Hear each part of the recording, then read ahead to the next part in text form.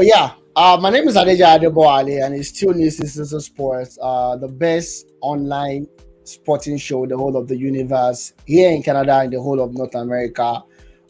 Airing, of course, on a band radio scope, being sponsored officially by Hyper Match, the new way to play your fantasy football. Of course, I have my guest with me. I have my co-analyst with me today that's going to be analyzing the Super Bowl that I have little or no idea about. And of course, the boxing expert is in the house. April 26th, we have a date not officially set, but we'll be talking about that and more. What my analysts try to identify and introduce themselves. We'll start with you, Oracle Kachi, the bearded Oracle Kachi, the Oracle Kachi that we know. Oracle Kachi, always a pleasure, sports fans. AC Milan back to winning ways after hemorrhaging points for the last four to 5 weeks. But that for me is not the biggest news. The biggest news is that the single biggest sporting event in North America takes place today. It's Super Bowl 57. A lot of records that we will talk about relating to this event. I can't wait. But like I told them during the production call, just maybe Manchester United will win the league this season. Stay tuned for the great one. All right, perfect. Shay, go ahead and introduce yourself, please. Hello, sport fans. Welcome to the show. And Kachi, thank you for that. We are looking towards lifting the Premier League trophy by the end of the season. Not jokingly this time around. It was a fantastic week for Manchester United team, but I think the doubleheader against Leeds highlighted something from the Old Trafford team. I think they struggled against an energetic Leeds, high pressing Leeds. I don't know if that is a problem with the team or we are just seeing the absence of Casemiro and Eriksen playing out. There's still all to play for in this particular season. Let's see how it progresses. All right, perfect.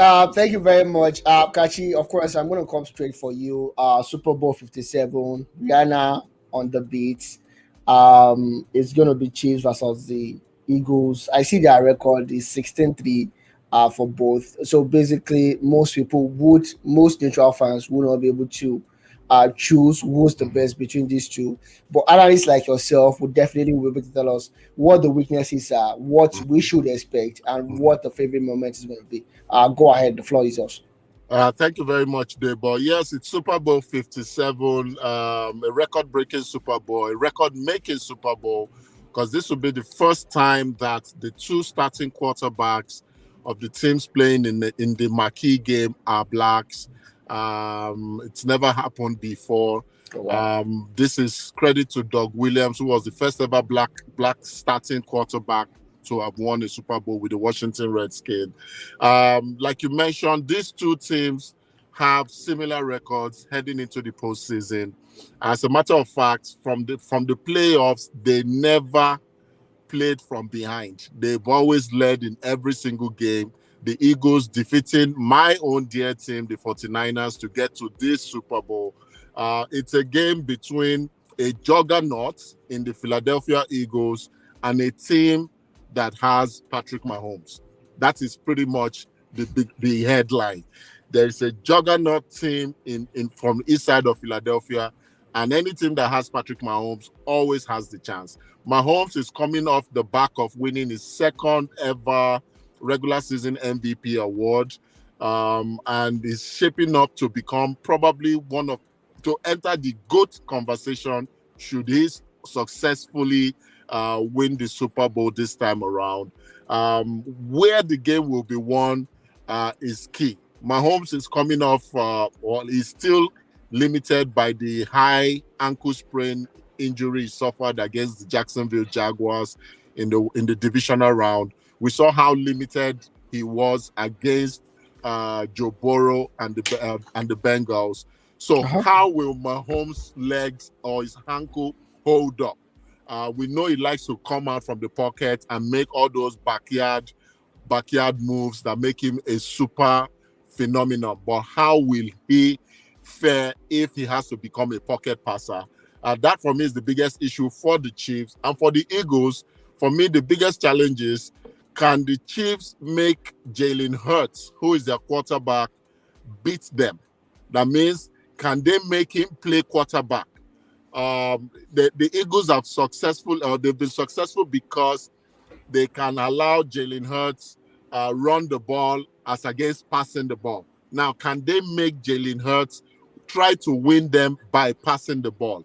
I don't think it's that developed yet to be a pure passer of that ball. If they can limit him to throwing that ball as against running it, I think the Chiefs stand a chance.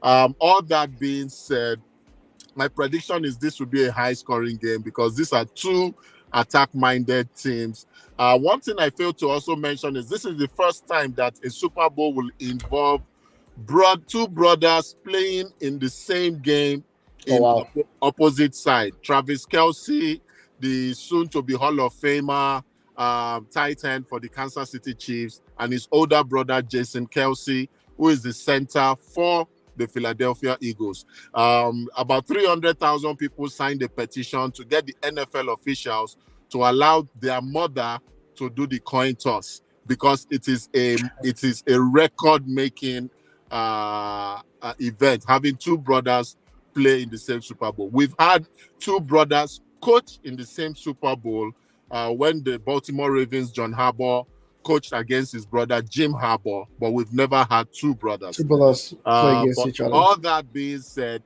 I think this will become a high-scoring game, but I believe that even with the absence of Tyreek Hill, the cheetah who left for Miami Dolphins, I think the Chief, because it's Patrick Mahomes, is very, very hard to bet against him. I think this game ends 28-25. The Chiefs win their second Super Bowl, and Mahomes solidifies himself as a future Hall of Famer. All right, perfect. Thank you very much for that. So, Shay, in case you are thinking of betting, Orakukashi has spoken, and if you lose your money, it's big enough to pay you back the money. It's a cashless environment, Shay. Please don't waste the little cash you have right now. No, it does have to do it on the app. It does not need any kind of cash. But of course, talking about the NBA or going straight for the NBA right now, we have a host of trade being done across the week. Kyrie, we discussed that. As of the time we were discussing it last Sunday, it was more or less like, okay, he's moving to Dallas Mavericks, but he has definitely moved out to Dallas Mavericks. And Kyrie was like, thank God that my brother left the Brooklyn Nets. People have come out to crucify Kyrie. Everybody has spoken. It's fine. Whatever it is that you have against Kyrie or whatnot. Jason Irving come out yesterday to say, now you see that I'm not a quitter. There are more problems, backroom problem at the net than you can actually phantom. And of course, Kevin Durant moved to the new the Phoenix Suns with TJ Warren as well, while the Nets are getting Michael Bridges, to get Cam Johnson, 2023, 25, 27, and 29 first round pick from the Sun. The Lakers swap Patrick Beverley, the guy that talks too much, for Bama, for Bamba, for a second round pick, and of course cash incentive as well. The Warriors got Gary Payton Jr. back, and of course Wiseman moved to the Pistons, while the Hornets moved out their big boy Plumlee to the Clippers, while Reggie Jackson moved to the Hornets and 2028 second round pick. The surprising one was Thomas Bryant moving to the Nuggets.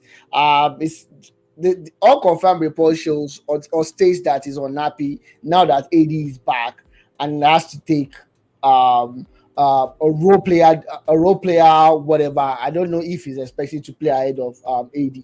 Whatever is wrong with Thomas Bryant, but I definitely think the Lakers lost someone good there. And of course, Devin Reed moved to the Lakers, and the Lakers got the 2025, 26, 29 second round picks as well. And of course, but the question I will ask you, Kachi, before I allow you go, to for allow you go on hibernation, is with this move of Kevin Durant to Mm-hmm. the Phoenix, Mm-hmm. to the Suns, is a game changer. Most Yeah. people don't want to believe it. People are saying, and of course, it's just on paper, right? It's on paper. It depends on how the chemistry works out. Number one, how fit these guys can stay. But on paper, Kachi, Kevin Durant to the Suns, for me, it just changed everything in the West, and Yeah. it changed the I, whole dynamics of the NBA. Your thoughts? yeah. I totally agree. This move is reminiscent of Durant also making a similar move to San Francisco and going to the Golden The State same Warriors. Warriors. We saw the bookmakers immediately adjust the Suns' chances of winning the championship to they have the third best odds of Wow. winning the NBA championship this year, climbing as high as 9 spots from the 12th best odds to now having a third best odds. I remember mentioning this to you during the week. Suspected it would happen, but I thought Josiah was going to be very petty and move KD to the Lakers, not necessarily to the Suns. I did not see the Suns move coming. I knew KD was going to leave. And it's so funny. Whatever is happening now, the biggest star in Brooklyn is Ben Simmons. But we're going to leave that aside. To your point, this definitely makes the Phoenix Suns the team to beat in the West. There's a funny story. People coming out to say all this move happened simply because a certain Ja Morant opened his mouth to say he was Trash. fine in the West. Now, having said all that, a whole lot of moves has happened. I disagree with you regarding the Lakers. I think the Lakers strengthened themselves very well. They got a very, very good center. That was why I believe they had to let Thomas Bryant Thomas go. Bradley. Whoever is replaying him as a center is an upgrade, and it frees AD to now play the 4th position, which is the power forward position. It frees him from that duty of playing center. We know he doesn't like to play center in spite of his big wingspan. So Yeah. it makes the Lakers very predictable. They have 2 good shooters around LeBron now. LeBron and AD. Yes, not at Kyrie level, but definitely an upgrade from what they had before. Of course. Now, do I think it would work with the Suns? Yes. I say so because KD is not going there to change the leadership dynamic. He's going there to be the best player in the team, but we know KD does not want anything to do with leading a team. Anything political. He just wants to play his basketball. He That's just all. wants to ball. That's all he wants to do. So CP3 is still going to be there, and he's still going to be the biggest head in that team. Now, for me, the challenge would be health and luck of the draw. But do they, on paper, have a chance to compete? Absolutely. I know playoff basketball is different, totally different. The Warriors are teetering as a 500 team right now. Same wins, same losses. They are probably the 8th-seeded team right now in the playing spot. They don't even have an automatic stop. But if the Warriors manage to make it to the playoff, I would give them the biggest chance because they are the defending champion. By virtue of them being the defending champion, you can never rule them out. They return everybody. That's mediocrity. Jordan Poole has even returned to the team. So everything is still works for the Warriors. And then I will place the Mavs a very close second and the Suns a very close third. So I agree with the bookmakers. They have the 3rd best odd to do that. The East just got relatively easier for us to see a Milwaukee Bucks versus Philadelphia 76ers Eastern Conference Final. I want to watch that. I will pay anything to see that happen. But they have to get there first. But to your point, yes, I agree. The Suns are definitely contenders now. All right, perfect. Before we move on, of course, back to the Dallas Mavericks. I saw them last night. and the way the interchange between Luka Doncic and Kyrie is Mm-hmm. heavenly. And this is just a regular season, Mm-hmm. right? And you see even the other guys coming up as well. And just that's also buttress what you said.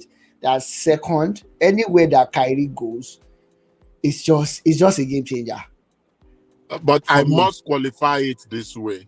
They are second as long as Kyrie's head is still screwed right. Don't Because worry, those don't two worry. guys are ball dominant players. Luca always wants the ball in his Look, hand. Luka wants Kyrie Luka's the also ball. Luka always wants wants the the ball ball. in his hand. No, Kachi, I don't agree with you. Luka wants the ball. Right? Kyrie can play without the ball so much. He can facilitate a lot, but he can actually, because if he can play in the same team with KD, he can actually relinquish that That could dominance. happen because KD is just a pure scorer. KD is not a ball handler. KD Yeah, is that's just a that's that's that's true natural though. scorer. But He but can but get you 20 but points off 30 dribbles. but See, but David, Kyrie can don't relinquish don't that. He don't can make it. relinquish that. I know you're not I'm Kyrie, not going to but agree to this. he can Kyrie has relinquish that. shown us Kyrie has shown us multiple times Yeah, that as soon as that screw just shifts a little, he will begin to make a demand for the ball, and that halts the team dynamics. dynamics. It's going to work in the short term. I know he's playing for a deal, but if it's a short-term deal to win now, then I believe I support Mark Cuban. Get Kyrie to focus on this season, convince him that he's playing for a deal. Once you can get your championship, put him on the trade block and get him out all the way out of Dallas. Because by season 2, we've seen it happen in Boston. We saw it in year 2 of his time with LeBron. We've seen it happen in Brooklyn now. There are too many sample sizes for you to come out now and tell me it is going to work. Kachi, your sample is bad. Kyrie has not done anything wrong in the past 2 years. For me, and that's for me, he has not done anything wrong. Not taking the vaccine is not a problem. Whatever I'm they not said, talking of the he said, vaccine. yeah, he said the It's not last the two vaccine. years. His last 2 years, Kyrie has not done anything wrong. Anything wrong. Really? Yeah, he hasn't done Kyrie, anything wrong. Anything that for that takes matter time off. wrong. That takes time off to clear his head. Having not done anything, He has he not did done. not lose a He has sister. not. He had. He did He not had lose done. a father. He has Neighbor, not done anything wrong. you are only playing Yeah, devil's advocate. yeah. You are only playing devil's advocate. All right, perfect. Thank you very much for that, Kachi. Sheyi, I'm going to come to you now. Uncertain what it's going to look like on April 26th, but without the Jeddah Stadium being constructed as fully constructed right now, we might see the Alexander Usyk match against Tyson Fury at the Wembley Stadium. If these unconfirmed reports goes through, how tantalizing is this going to be for us, honestly? And we have Olawale here. Olawale, welcome to the show. Oh, Go ahead, Sheyi. apologies, guys. No worries. Go ahead, Sheyi. Yeah, welcome, Olawale. Good to Yeah. Obviously, the undisputed heavyweight champion of the world is what every fans will be rooting for. This will be the first time in the last 23 years thereabouts. The last time it was Lennox Lewis, another British, that became the undisputed heavyweight world champion of the world. So Tyson Fury will be looking forward to that record also, being undefeated also. Yeah. But what we've seen so far is that this particular bout has been shifted so many times. It was started to be late last year. Yeah. Fury had to pick up other fights because of that, and now initially was also touted for this February that we are in, before it was moved to. Right now, unfortunately, the Saudis are looking to host the bout, just like the way they hosted the Usyk and AJ and AJ Ruiz too also, Yeah. which was a fantastic multi-millionaire bout. Right now, since the stadium is yet to be ready, they are looking at Wembley Stadium. For me, I think Wembley Stadium is actually a perfect arena. Perfect arena for that kind of bout. That's a massive stadium. You put in close to 90,000 fans inside that place, and packed to the rafters. Obviously, that's what we are going to see, and definitely it's going to be a fight that is going to live up to the billing. That is not that. That's all. It's all for question. Yeah, that one is not for question. And also, being that for the past, I think for the past 10 years thereabout in Tyson Fury's career, the specialist, the boxing specialist says that he has struggled against cruiserweight fighters. Oh, wow. And so if you look at that actually gives us a kind of a rethink as regards the outcome of this the match. But obviously, they are both skillful boxers. They are both confident boxers, and we know that this is going to come into play on the night. Yeah. But you still have to lean to the Gypsy King. He seems untouchable. He's going to make good use of his height, his reach, and everything else. And I think he also has a fantastic team around him, the coaches around him. I think Sugar Hill. So for me, I think everything tends and points towards Tyson Fury. But I think this bout might not happen this year. Oh, all right, perfect. Shay says so, and I agree with you 100%. I'm not going to argue. If you say it should probably not happen this year, I agree with you 100%. Brale, welcome once again, and it's always good and fantastic to have you here. We already discussed about the Super Bowl. Kachi helped us definitely with that, and of course, we talked about the trades in the NBA. But I'm going to ask you a question. This match, if it does happen at the Wembley, does it give an extra advantage to Tyson Fury, or it's just Tyson Fury is going to beat you anyway, wherever the bout is going to happen, whether it's in Las Vegas or it's in Southampton or it's in Canada or even under the moon? Well, it will, but it doesn't really matter. But at the same time, it will, depending on his form on that particular day. There is a way athletes feed on the energy of the work of the crowd. Of the crowd, yeah. At times, especially if the crowd are in support of him.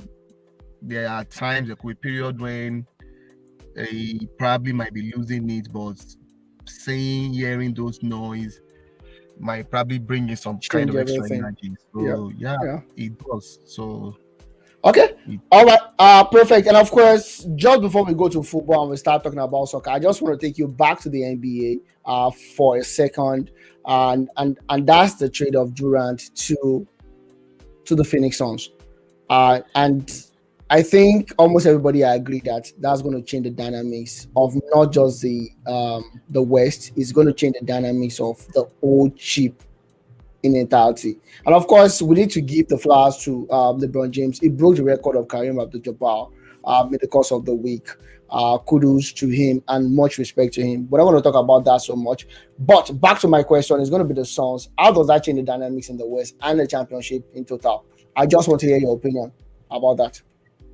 Yeah, it changes everything, considering the fact that now in the Eastern Conference, we are probably looking at 3 teams looking to come out from the East now. We are probably looking at the Celtics, the Bucks, and the 76ers. Probably the Philadelphia 76ers. So it's something like, it's unlike when KD and Kyrie were still at Brooklyn. You still have it's very hard to rule them out, having those 2 players playing for the Nets. So it changes that. Now in the West, it makes things a little bit complicated in the West, because prior to now in the West, things are a bit very, very, very predictable. tight. the table as it stands today, just having a look at it, between the Lakers, who are Mm-hmm. presently 13th on the table, 13th. Yeah. they are even not close to the, what do you call it, to the play-in, and the Pelicans, who are 7th, they are just 7th. 4 games between them. So it changes a lot. Number one, you don't going forward, like the Suns, it probably gives on paper, it makes them, Strong. let me say, strong and a little bit of slight favorite, because they have what you could call a complement, as in a perfect complementary starting five. You have a Chris Paul. Yes, age is not on his side, who's probably is a quintessential point guard. Like, that is the definition of what a point guard should be in terms of the way he plays. He's going to control the game. He's going to control the game. He's going to make sure both Devin Booker and KD get significant amounts of balls at the right place and at the right At the right moment. time. And when you have KD and Devin Booker, these are two of the best guys when it comes to scoring. And I think the major thing about the trade is the fact that they did not lose the Andrew Haiti. Of course, we've been having Exactly. issues, with the what do you call it? With the team. I Mm-hmm. expect him to put his head a little bit ahead. Yes, they're a bit favorite. The Grizzlies, who probably felt you just have to bring the Grizzlies back into the conversation.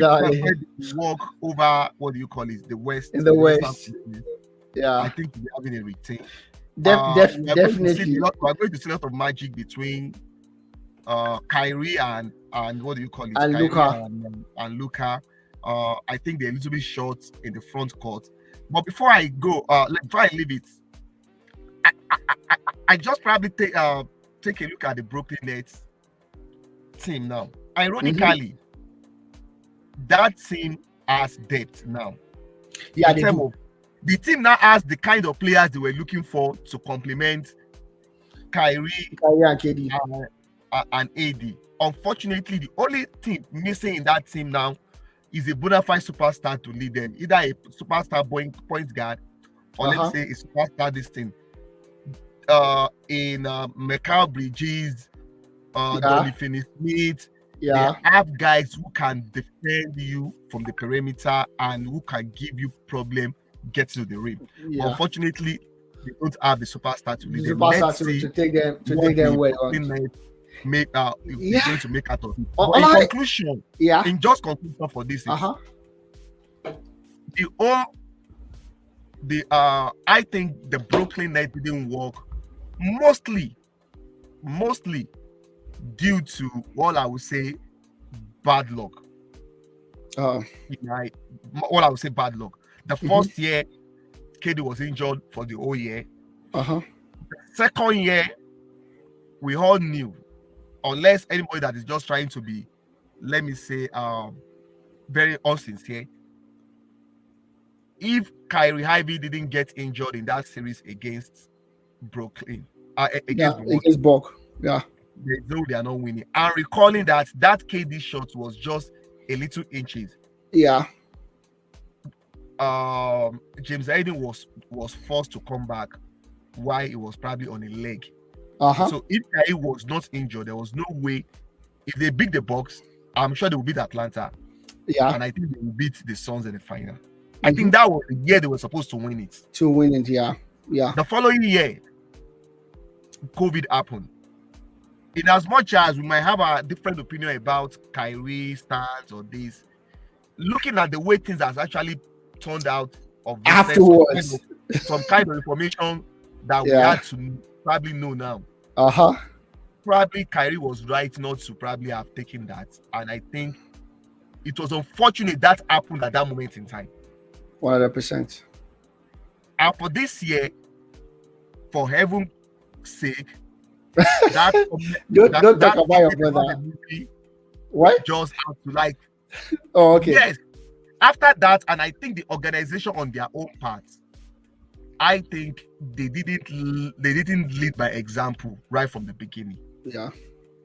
I think they were carried away about getting 2 superstars in their team, and instead of them to lead, they allowed everybody to do whatever they like. Yeah, they turned into a house of chaos. I'll pick you some. When LeBron went to the Miami Heat in 2010, in the first season, before I think during the season, there were reports that LeBron went to Pasrali, The who was the GM. president of basketball operation of the Miami Heat. But I might eat, yeah. He went to complain about The coach. And Pasrali had to let him know, no, he's going to be the coach. He's like, he had to lay down that the law that so I'm in charge. The organization themselves, after bad luck, I think the organization themselves had a larger percentage from sacking of Kenny Atkinson, taking Steve Nash, who was probably inexperienced, having not able to lead the team, not laying down their own, what do you call laws, yeah, laws, and allowing all those guys. So, and the remaining probably I would just have to distribute it around the team. Probably Kyrie had his own. But against the way we probably have been looking at it initially, I don't think much of the blame should go to Kyrie. I think bad luck contributed more to this team. It was more of like, I said it from a couple of years ago, that it seems that the god of basketball doesn't just.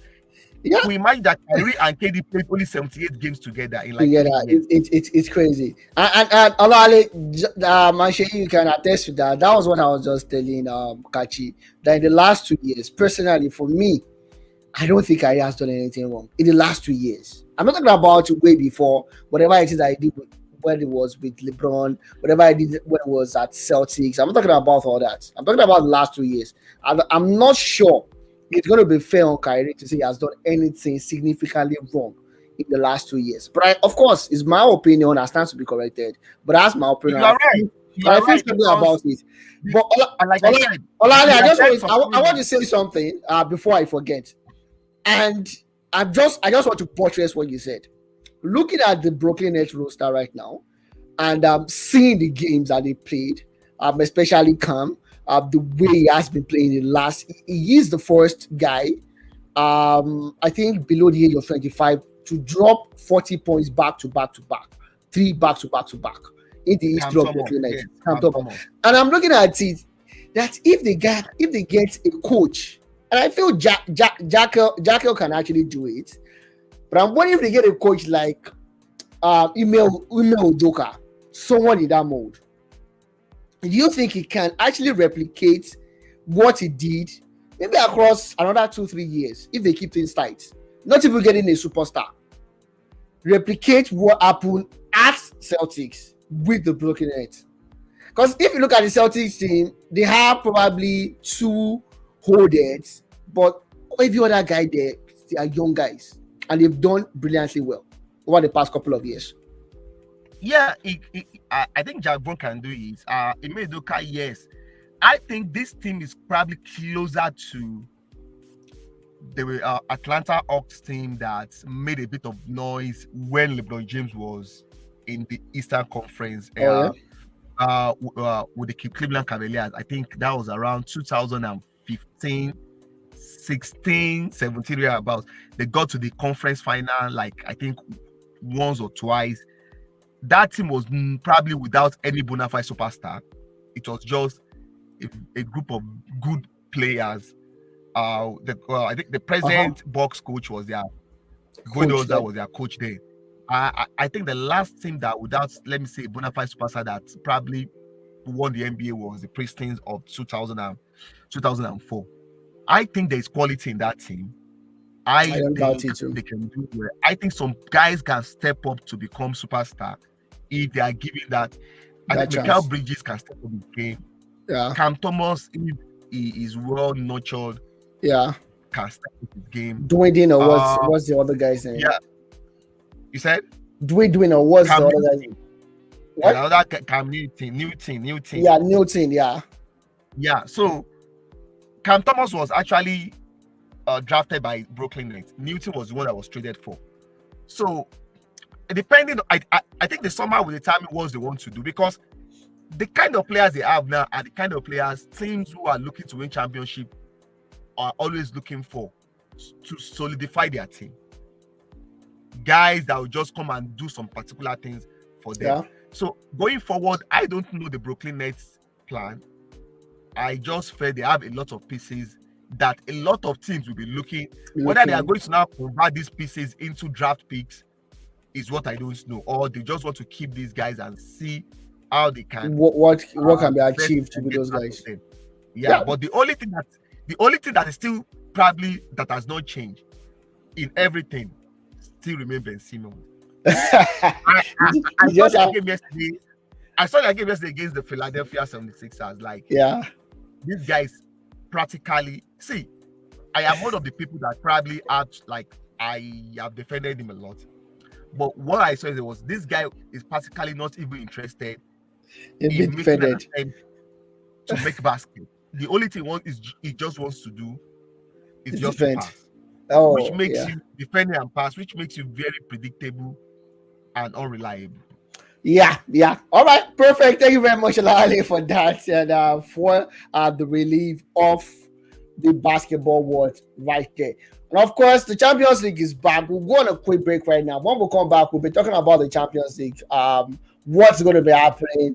PSG versus Bayern Munich. Milan versus Sports. Don't go anywhere, guys. We'll be right back.